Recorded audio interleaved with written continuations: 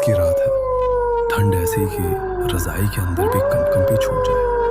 कोहरा इतना घना है जैसे किसी ने आसमान से सफेद चादर गिरा दी। गांव के नुक्कड़ पर राजू की चाय की दुकान ही एकमात्र सहारा है, जहां केतली की भाप और अलाव की आग से थोड़ी राहत मिल रही है। दुकान में 3-4 लोग बैठे हैं। बेंच पर बैठा विक्की अपने हाथों को रगड़ते हुए चुंचलाया।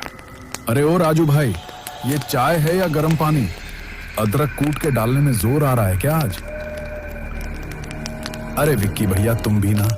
अदरक तो इतना डाला है कि गला जल जाए। ये ठंड ही ऐसी है कि स्वाद का पता नहीं चल रहा। लो पकड़ो कुल्हड़, हाथ सेक लो पहले। कोने में बैठे मास्टर जी ने अपना मफलर कसते हुए कहा। सही कह रहा है राजू, आज की ठंड तो हड्डियों में घुस रही है। क्यों भाई सुरेश, खेत से आते वक्त कोहरा कैसा था?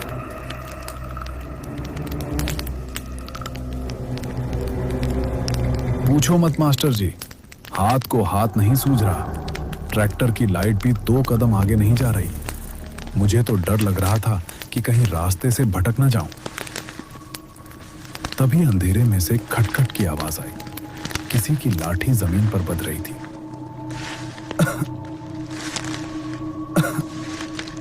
धुंध को चीरते हुए एक बुजुर्ग आकृति दुकान की सीढ़ियों पर चढ़ी। ये दीनू चाचा थे, गांव के सबसे पुराने और तजुर्बेकार आदमी। लो आ गए हमारे दीनू चाचा, अब जमेगी महफिल। चाचा इधर आ जाओ, आग के पास जगह खाली है। राम राम भाई सबको।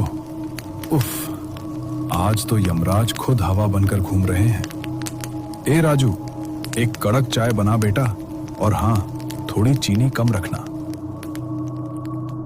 अभी लो चाचा, बीड़ी जलाओगे? हाँ भाई, ला माचिस दे।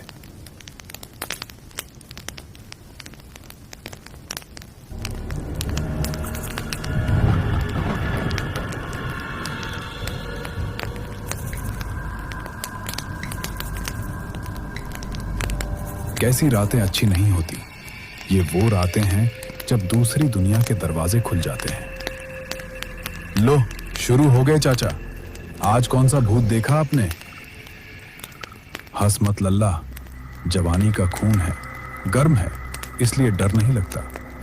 लेकिन जो मैंने 40 साल पहले उस काली टेकरी वाले रास्ते पर देखा था, वो याद करके आज भी रूह कांप जाती है। दुकान में सन्नाटा छा गया।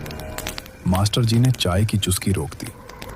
काली टेकरी, वही जो बिशनपुर वाले रास्ते पर पड़ती है, जहां वो पुराना पीपल का पेड़ है। वही, बिल्कुल वही। तब मैं जवान था, तुम लोगों जैसा। शहर से साइकिल पर लौट रहा था। मेरी ससुराल रामगढ़ में थी। वहां से निकलते निकलते रात के 10 बज गए थे।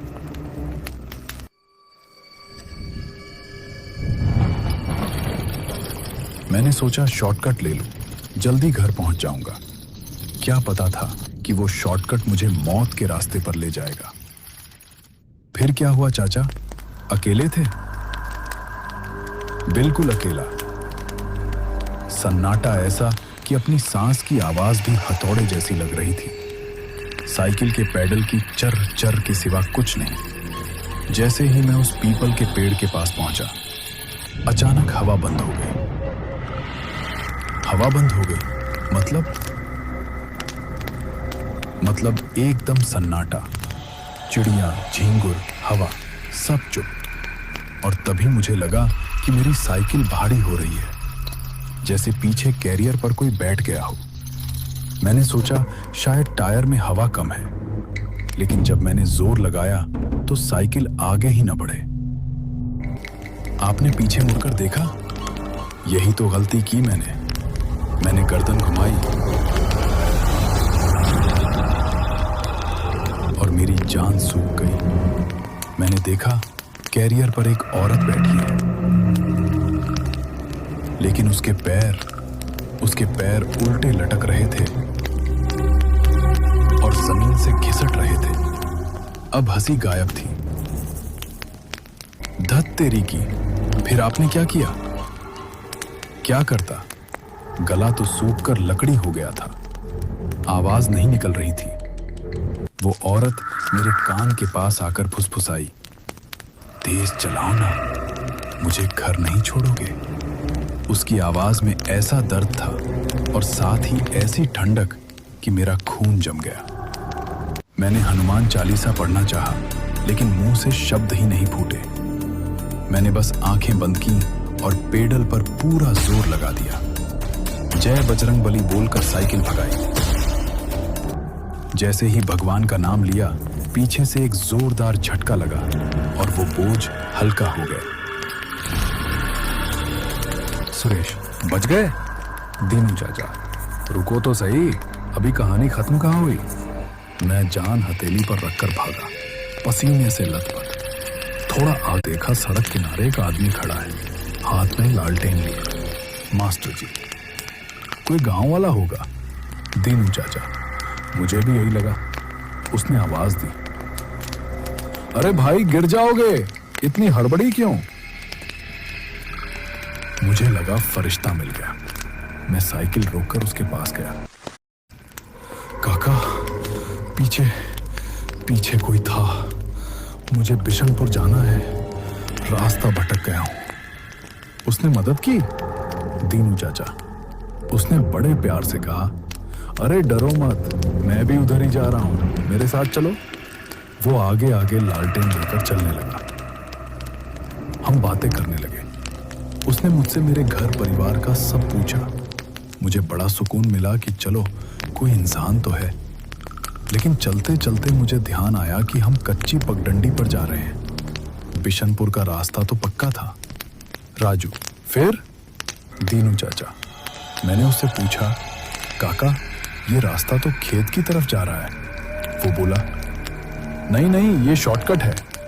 तभी मेरी नजर जमीन पर पड़ी। लालटेन की रोशनी में मुझे मेरे तो पैर दिख रहे थे, लेकिन उस आदमी की कोई परछाई जमीन पर नहीं थी।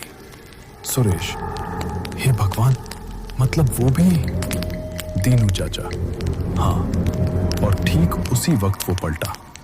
अब उसके हाथ में लालटेन नहीं थी, उसकी आंखों में लालटेन जैसी आग जल रही थी। उसका चेहरा वो सड़ा गला था, जैसे बरसों पुरानी लाश हो। वो हंसते हुए बोला, शॉर्टकट ही तो चाहिए था तुझे, आजा, तुझे असली घर पहुंचा दूं। वो मेरी तरफ लपका। विक्की, बाप रे, फिर आप भागे कैसे?